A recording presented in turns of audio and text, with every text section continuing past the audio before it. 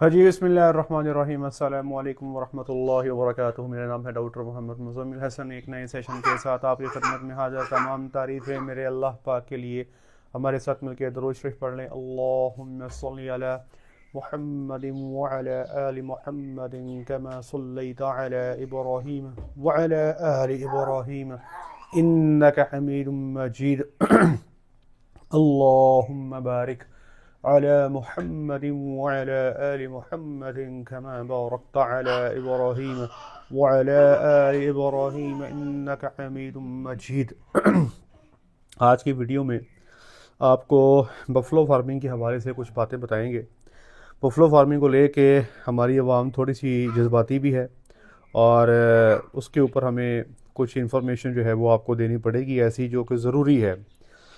तो buffalo farming की एक वीडियो लगाई थी मैंने, जिसमें फिजिबिलिटी रिपोर्ट आपके सामने रखी थी मैंने। तो उस पर कुछ लोगों के कमेंट्स हैं, तो उसको एक एक करके मैं चाहूँगा कि आपको जो है मैं आगाह करूँ बफलो फार्मिंग के हवाले से। ठीक है जी। अच्छा, इसमें ये कह रहे हैं जनाब, हमारे एक फार्मर हैं, ठीक है, ये पूछ रहे हैं कि सेक्स सीमन बफलो का क्या आ गया। ये बफलो की फिजिबिलिटी के हवाले से पूछ रहे हैं। तो जी हाँ जी, बफलो का सेक्स सीमन आ चुका है, आप वो अवेलेबल है। ठीक है जी। अपने इलाके में किसी भी आप वेटनरी हॉस्पिटल में मौजूद डॉक्टर साहबान से रब्ता करें, वो इसकी आपको पूरी इन्फॉर्मेशन जो है ये आपको इंशाअल्लाह अज़ीज़ आपको दे देंगे। ठीक है जी। अच्छा जी, अगला सवाल ये है, ये कह रहे हैं डॉक्टर साहब आपकी आज की वीडियो देखकर तो ऐसा लगता है कि आप आवाम को भैंस पालने से डरा रहे हैं। ठीक है जी। तो मगर ऐसा इसलिए कर रहे हैं कि लोग वलैती गैयाँ पालें और भैंस की निस्बत ज़्यादा दूध हासिल करें। लेकिन यार एक बात को समझिएगा कि जो फैक्ट्स एंड फिगर्स हैं वो हम आपके सामने बयान करते हैं। मैंने आपके सामने 25 भैंसों की फिजिबिलिटी रिपोर्ट रखी, उसमें बताया है कि दूध कितना आएगा। आप में से जिन दोस्तों ने देखी है दैट्स रियली गुड, जिन्होंने नहीं देखी वो जाके यूट्यूब पे चेक कर सकते हैं। 25 बफलोस फिजिबिलिटी रिपोर्ट 2026 आपके सामने आ जाएगी। बात यह है कि हमारा मकसद ना तो डराना है, ना हमारा मकसद आपको को दिन में बहुत बड़े बड़े ख्वाब दिखाना है। जो हमारी समझ के मुताबिक जो हमें चीज़ें समझ आती हैं वो हम आपके सामने रख देते हैं। मैंने 2010 से लेके 2020 तक बफलोस के साथ काम किया, कोई 10 साल। इनके अप्स एंड डाउन्स, इनके प्रोस एंड कॉन्स, इनकी सारे मामलात मेरे सामने हैं। और मेरे पास दो चार भैंसें नहीं थी, मैंने 250 मिल्किंग भैंस पे काम किया हुआ है और मुझे इनके प्रॉब्लम्स का अच्छी तरह से अंदाज़ा है। इनके मिल्क प्रोडक्शन का मुझे अच्छी तरह से अंदाज़ा है। इस वक्त जो पाकिस्तान की सूरत हाल है, तो अगर आप 250 में दूध बेचें तो आप एक मुनासिब मुनाफा कमा सकते हैं। अगर आप 300 में दूध बेचें तो आप एक अच्छा मुनाफा जो है वो कमा सकते हैं। ये हमारी फाइंडिंग है। आप इस फाइंडिंग के साथ इख्तलाफ भी कर सकते हैं और आप इसके साथ जो एग्री भी कर सकते हैं। ये दोनों चॉइसेस आपकी अपनी चॉइसेस हैं, लेकिन इसमें शर्त ये है कि आपने हर जानवर का हक अदा करना है। हमारा जो छोटा फार्मर है ना, वो हक अदा नहीं करता। जैसे हक अदा करने से मुराद, मेरे पास एक भैंस है दूध वाली, ठीक है, उसको जो प्रॉपर वंडा चाहिए, जो खुराक चाहिए, मुझे उसको देनी है। इसी तरह मेरे पास जो एक कट्टी या झोटी पल रही है, उस कट्टी और झोटी को भी प्रॉपर खुराक देनी है कि मेरे पास वो 2 दांत बच्चा दे दे। अगर मेरे फार्म पे झोटी खड़ी है लेकिन वो 6 दांत होने के बावजूद भी बच्चा नहीं दे रही ना, तो इसका मतलब ये है कि मैं हक अदा नहीं कर रहा। हमारे अक्सर फार्मर्स ऐसे हैं जो बफलो फार्मिंग करते हैं लेकिन हक अदा नहीं करते। उनके फार्म्स पे 4-4, 5-5 साल जानवर हीट में नहीं आते, प्रेग्नेंट नहीं होते, बच्चा नहीं देते। इस तरह से वो अपनी फीड कॉस्ट को कम करने की कोशिश करते हैं। जो फीड कॉस्ट हमारी एक जानवर पे आती है, आपके 2 जानवरों पे भी वो फीड कॉस्ट नहीं आ रही होती। फिर आपको लगता है कि आप मुनाफा कमा रहे हैं। अगर आप जानवर को उसकी जो रिक्वायर्ड जो उसकी न्यूट्रिशन है और आप उसको दें और उसके बाद देखें कि अब आपके पास क्या बजट है, क्या आपके जेब में आया, क्या आपके पास एसेट की शक्ल में आया, ये ही असल मुनाफा है। इसलिए हमारा मकसद भाई किसी को डराना नहीं है, ये हमारी राय है। ये कोई पत्थर पे लकीर नहीं है कि हमने कह दिया तो ऐसे ही होना है। अगर आपको लगता है कि ये ऐसे नहीं है, इससे चीज़ें बेहतर हैं, तो सर जी आप बिस्मिल्लाह करें, आप बफलो फार्मिंग में आए, हम आपको तब भी सपोर्ट ही करेंगे इंशाअल्लाह अज़ीज़। ठीक है। अच्छा जी, अगला सवाल है जनाब, अगला सवाल है, ये बड़ा इंटरेस्टिंग है जी। ये हमारे एक फार्मर हैं, इन्होंने ही इसके नीचे जो है वो किया है। मेरा मासूमाना सवाल है कि अगर भैंसों में इतना नुकसान है तो फिर किसान भैंसें पाल कैसे रहे हैं जी ये बड़ा अच्छा सवाल है आपका। देखें, अगर आप इस वक्त भैंसों की परसेंटेज देखें ना, तो पंजाब में तो भैंसों की जो फार्मिंग है वो उस तरह से नहीं रही जो 2010 में थी। हर साल हमारे पास जो गाय की फार्मिंग है वो बढ़ती जा रही है, जो भैंसों की फार्मिंग है वो निस्बतन कम होती जा रही है। जिन्होंने भैंसें रखी भी थी वो भैंसों को कम करके गायों को बढ़ाते चले जा रहे हैं। और इस वक्त फैसलाबाद की मैं बात कर रहा हूँ, मैं फैसलाबाद में मौजूद हूँ। कोई घर ऐसा नहीं है जहाँ पे प्योर बफलो मिल्क मिलता हो। हर जगह पे आपको मिक्स मिल्क मिलता है, गाय का और भैंस का। कोई 20-70 की 80 की रेशो रखता है, कोई 30-70 की रखता है, कोई 10 और 90 की रेशो रखता है। 50-50 वाला दूध भी अब नहीं मिलता। आप ये हिसाब लगा लें कि मेरे घर पे 220 रुपये लीटर दूध आता है और हमें ये बताया गया है कि वो गाय और भैंस का मिक्स दूध है। लेकिन जब मेरे फार्म से प्योर गाय का दूध आता है तो मेरे घर वाले कहते हैं कि आपकी गाय का दूध इस मिक्स दूध से बेहतर है। अब आप आगे खुद हिसाब लगा लें। अच्छा, दूसरे नंबर पे फार्मिंग ना दो तरह से हो रही है। एक है फार्मिंग जिसमें ब्रीडिंग की जाती है, ठीक है। ब्रीडिंग से मुराद आप जानवर लेके आते हो, आप जानवरों से दूध लेते हो, फिर आप उनको प्रेग्नेंट करते हो, फिर आप उनके बच्चे लेते हो, फिर आप उनके बच्चे पालते हो, ठीक है जी। एक तो ये फार्मिंग है। एक फार्मिंग ये है कि हमारे दोस्त क्या करते हैं कि वो जानवर ले आते हैं, उनको इंजेक्शन लगाते हैं, उनसे दूध लेते हैं, उनको प्रेग्नेंट नहीं करते। 1 साल तक उनके ऊपर वो यही काम चलाते हैं। जब भैंस का दूध 6 लीटर से नीचे आता है वो भैंस को काटू करवा देते हैं, कसाई के हवाले कर देते हैं और उसकी जगह पे एक नई भैंस ले आते हैं। ये जो फार्मिंग है जिसको मैंने दूसरे नंबर पर बयान किया, ये इखलाकी तौर पे दुरुस्त नहीं है। इस तरह से हमारी जो भैंस की नस्ल है ये ख़त्म होती जा रही है। इस तरह से जो क्वालिटी ऑफ मिल्क है वो भी कंप्रोमाइज्ड है। हम आपसे जिस फार्मिंग की बात करते हैं वो फार्मिंग है जो बगैर बूस्टर इंजेक्शन के है।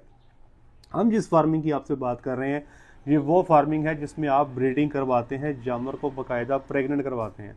अब आप सीधा सीधा ये देख लें कि जो ब्रीडिंग करवाता है ना उसकी फार्म की एवरेज बगैर बूस्टन के चल रही है 7-7.5। जो बूस्टन लगाता है और ब्रीडिंग नहीं करवाता वो 10 से 11 की एवरेज ले रहा है। तो पूरा 3 लीटर का फ़र्क है पर डे का। तो ये वजह है कि जो लोग फार्मिंग कर रहे हैं, अगर आप कराची में चले जाएं, कराची में बहुत बड़े लेवल पे बफलो फार्मिंग हो रही है। तो आप ज़रा जाके बाड़ों में देखें कि आपको अगर 100 भैंस मिलती है मिल्किंग में तो पीछे बच्चे कितने खड़े हैं।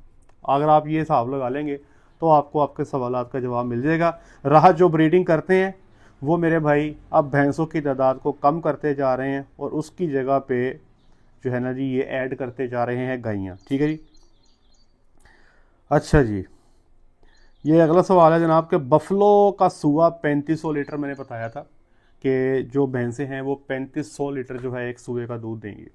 तो ये कह रहे हैं ये बहुत कम एवरेज है। तो मैं आपको इसके बारे में एक चीज़ बता दूं कि आप जनाब गूगल पे चले जाएं, वहाँ पर जाके लिखें बेटे नहीं बफलो मिल्क एवरेज, ठीक है जी। तो बफलो की जो मिल्क एवरेज है पर लैक्टेशन, ये आपके सामने मैं ये गूगल पे सर्च कर रहा हूँ, ये डाटा आपके सामने आ जाएगा, ठीक है जी। तो ये मेरे सामने जो डाटा है ये मुझे बता रहा है कि बफलो का जो मिल्क प्रोडक्शन है ये 300 दिनों का 1500 से 2500 लीटर के पास है। मेरी बात समझ रहे हैं आप। इसमें आगे ब्रीड्स हैं। जो मुरा ब्रीड है वो तकरीबन जी 1500 से 2500, नीली राई ब्रीड भी तकरीबन 2000 से 2500, ठीक है जी। इसके बाद सुरती और ये भदवारी ब्रीड है ये 800 से 1300, लैक्टेशन लेंथ है 270 से 300, फैट परसेंटेज है 6 से 12%। तो भाई बात ये है कि जो मैंने आपको 3500 लीटर दूध वाली भैंस बताई है ना सर, ये नया भैंस है। ये ऐसे नहीं है कि आप मंडी में जाएंगे और आपको भैंस आपको मिल जाएगी, नहीं मेरे भाई ऐसे नहीं है। 3500 लीटर को 300 दिनों पे डिवाइड करें, ये तकरीबन कोई 10.5-11 की एवरेज बनती है। एक भैंस जो 11 महीने 10 महीने 10-11 लीटर की एवरेज पे दूध देती है उसको हम एक अच्छी भैंस तस्वुर करते हैं और वो हमारी अलीट भैंसों में उसका शुमार होता है। यहीं पे एक बंदे ने मैसेज किया हुआ है, ये थोड़ा सा ऊपर जाके वो ये कह रहे हैं कि ये इनके पास भैंस है, वो 10 लीटर दूध देती है, लेकिन 6 महीने के बाद बहुत कम कर देती है। तो भैंसें एक तो दूध की लाम नहीं है भैंसों में, दूसरे नंबर पे जब ये प्रेग्नेंट होती हैं तो फिर ये 4-4 5-5 महीने की प्रेगनेंसी पे इनका दूध बिल्कुल थोड़ा सा रह जाता है, इसलिए इनकी जो लैक्टेशन की एवरेज है वो बहुत कम बनती है। तो मेरे भाइयों, मेरी आपसे गुजारिश है कि जो 3500 लीटर वाली जो भैंस है वो एक अच्छी भैंस है, वो एक तगड़ी भैंस है। अमूमी तौर पे आप मार्केट में जो आम भैंसें मिलती हैं वो 2000 से 2500 लीटर दूध करने वाली हैं, जिनकी सुबह की एवरेज 60 लीटर बनती है। लेकिन जो अच्छी भैंस है वो आपको तकरीबन जो दूध देगी वो तकरीबन 3000 से 3500 लीटर देगी। चंद दाने हमारे पास ऐसे भी थे फार्म पे जो 4000-4500 लीटर दूध करते थे, लेकिन वो दाने बहुत कम थे हमारे पास। 250 भैंसों में कोई ऐसे 5-10 दाने आ जाना कोई बड़ी बात नहीं है, लेकिन ये देखना है कि हमारे पास एक बड़ी तादाद भैंसों की ऐसी थी जो 3000 से 3500 लीटर दूध दे रही थी, और हमारा बफलो में एक नाम था अपने इलाके में कि इन्हों दी मज्जा बहुत चंगियां ने। हमने ये नहीं देखना कि पीक प्रोडक्शन पे हमारी भैंस 15 लीटर दूध दे रही है, 16 लीटर दे रही है, हमने ये देखना है कि 10 महीने का टोटल क्या है, वो है भैंस की असली एवरेज। इसलिए जो 3500 लीटर वाली जो भैंस है ये भी असल में एक अच्छी तगड़ी और बेहतरीन भैंस है। अगला सवाल है जी, ये कहते हैं मेरे मामू की 10 भैंसें हैं, इनसे वो सारी फैमिली बाइज्जत घर चला रहे हैं, प्लस इन्हीं से इन्होंने ज़मीन भी ली, ट्रैक्टर भी लिया, शादियां भी की, बच्चों की नया घर बनाया, और आज 15 भैंसें हैं इनकी। तो बात ये है जनाब कि आपकी बात बिल्कुल ठीक है, हम आपकी बात से बिल्कुल एतराज़ नहीं करते। अब आप जैसे कह रहे हैं कि आपके मामू की 10 भैंसें थीं या जितनी भी थीं और उन्होंने इतना कुछ किया, तो मेरे भाई आज से 10 साल पहले, आज से 15 साल पहले की जो बफलो इकनॉमिक्स थी वो आज की नहीं है। हम आज 2025 में बैठे हैं। 2010 में आपको बताता हूँ कि हमने क्रॉस की गाय से काम किया तो 12 लीटर दूध था जी हमारी क्रॉस की गाय का, 12 लीटर। ठीक है, 2 टाइम की मिल्किंग थी, 6 लीटर सुबह आता था, 6 लीटर शाम आता था। 12 से 13 लीटर की हमारी जो है वो एवरेज बनती थी, और इस 12 से 13 लीटर की एवरेज पे हमें को पैसे बच जाते थे। ठीक है जी, तब साइलेज जो हमें पड़ता था वो 2 रुपये किलो पड़ता था। ठीक है जी, अजान ज़रा हो जाए। अच्छा जी, 2 रुपये का साइलेज था जी, तकरीबन 600 रुपये का मंडे का बैग था 2010 में, तो 15 रुपये किलो मंडा था जनाब। और तब हमारा दूध बिकता था 45 रुपये का, 40 रुपये का। ठीक है जी, मज़दूर की जो सैलरी थी वो तकरीबन 5000 रुपये थी जनाब। आज 2026 में देख लें क्या है, मंडे का बोरा 45 रुपये चला गया। कितना बढ़ गया? तकरीबन 9 गुना बढ़ गया। ठीक है, मज़दूर की जो सैलरी है वो इस वक्त हमें ख़र्चा डाल के 40,000 रुपये मज़दूर पड़ रहा है, उसका खाना, उसका दूध, उसकी रिहाइश और बाकी सारी चीज़ें। तीसरे नंबर पे साइलेज जो है, जो घर पे बना रहे हैं उनको 13 से 14 पड़ रहा है, जो मार्केट से ख़रीद रहे हैं उनको 15 से 16 पड़ रहा है, जो बेल्ट साइलेज ले रहा है उसको 22 से 25 रुपये पड़ रहा है।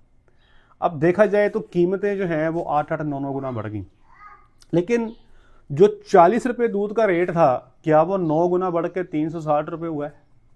जवाब है नहीं। आज भी लोग कहते हैं मैं भैंस का दूध 180 में दे दूँ। ठीक है जी, जो 200 में बेचता है वो कहता मैंने बड़ी कुछ हाल मार दी, मैंने 200 में बेच दी है। दूध का रेट देखा जाए तो 2010 के मुकाबले में 2026 में दूध का रेट तो 5 गुने के आसपास में बढ़ा है, लेकिन जो खर्चे थे वो 8-8, 9-9 गुना बढ़ गए। वंडा जो था वो आपका 4500 पे, जो अच्छी क्वालिटी का वंडा वो 4500 पे चला गया, 9 गुना बढ़ गया। अगर आप 4000 का भी वंडे का बैग लेने तो 8 गुना बढ़ गया। इसी तरह जो 2 रुपये का साइलेज पड़ता था 2 से 3 रुपये का, आज वो 15 से 16 रुपये का पड़ रहा है। जो आपका 5 से 6 हज़ार का मजदूर था आपको 40,000 रुपये पड़ रहा है। इसलिए मेरे भाई आपको फैसला ये करना होता है कि जिस सूरत हाल में आप बैठे हैं उस सूरत हाल में आपने डिसीजन करना है। अब क्रॉस की गाय 20 लीटर वाला भी वारा नहीं खाती। अगर आपका 150 रुपये दूध का रेट हो ना तो 20 लीटर वाली क्रॉस की गाय भी वारा नहीं खाती। और एक वो टाइम था 2010 में जब 12 लीटर वाली क्रॉस की गाय के साथ भी हम गुजारा कर लेते थे, प्रॉफिट बन जाता था। तो आपने देखना ये होता है कि जिस सिचुएशन में आप बैठे हैं ना, इस वक्त सूरत हाल क्या है, इस वक्त महंगाई की सूरत हाल क्या है, फिर आपने दे के डिसीजन लेना है। आज से 20 साल पहले जो होता था उसको बुनियाद बना के हम आज डिसीजन नहीं कर सकते। बहुत सारी चीज़ें, बहुत सारे कारोबार ऐसे थे। अब नोकिया की आप बात कर लें, एक ज़माना था नोकिया ही नोकिया हुआ करती थी। जब नए नए मोबाइल आए थे, हर बंदे की ख्वाहिश होती थी कि नोकिया का मोबाइल आए। तो क्या आप 2003, 4 या 5 में, चूँकि नोकिया का मोबाइल बहुत ज़्यादा था और उसकी बड़ा नाम था, तो क्या 2026 में कोई नोकिया के मोबाइल का बिज़नेस करेगा? वो आउट हो गया पाकिस्तान की मार्केट से। तो आपको ये देखना है कि इस वक्त करेंटली सिचुएशन क्या है, इस वक्त जो महंगाई है उसकी सूरत हाल क्या है, इस वक्त अखराजात क्या हैं, और दूध की पैदावार के ऊपर आपकी पर लीटर कॉस्ट क्या है। 197 से 200 रुपया जो है ना पर लीटर, तो भैंस का दूध घर में पड़ता है अगर आप प्रोड्यूस करें सही प्रॉपर खर्चा डाल के, ठीक है जी। और अगर आप बच्चे पाल रहे हो, ब्रीडिंग भी कर रहे हो, तो खर्चे थोड़े से और ऊपर चले जाते हैं। तो फैसला करने से पहले एक दफ़ा आपने कैलकुलेशन ऑन पेपर ज़रूर कर लेनी है। जो लोग कारोबार कर रहे हैं ना, आप उनके पास जाएं, उनसे पूछें ऑन पेपर अखराजात क्या हैं, कौन सी चीज़ कितनी है। हम तो हर चीज़ खोल के बता देते हैं कि ये खर्चा है, ये पैसे हैं। सिर्फ ये कह देना काफ़ी नहीं कि देखो जी माशाल्लाह ये कोठियाँ बन गई, ये हो गया, वो हो गया। आपको ऑन पेपर कैलकुलेशन लेके आनी है।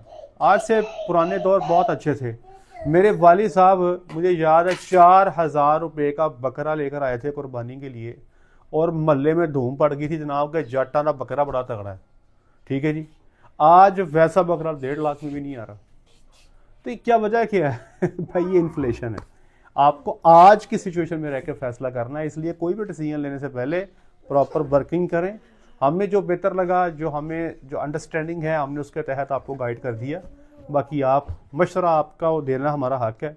डिसीजन लेना, हमारी बात को उसको जो है चेक बैक करना, एग्जामिन करना, उससे एग्री करना, उससे जो है डिफ़र करना, वो आपका राइट है। बहुत शुक्रिया, अपना ख्याल रखें, दुआ में याद रखें। 5 वक्त की नमाज़ बाद जमात अता करें। अस्सलामु अलैकुम रहमतुल्लाहि व बरकातहू।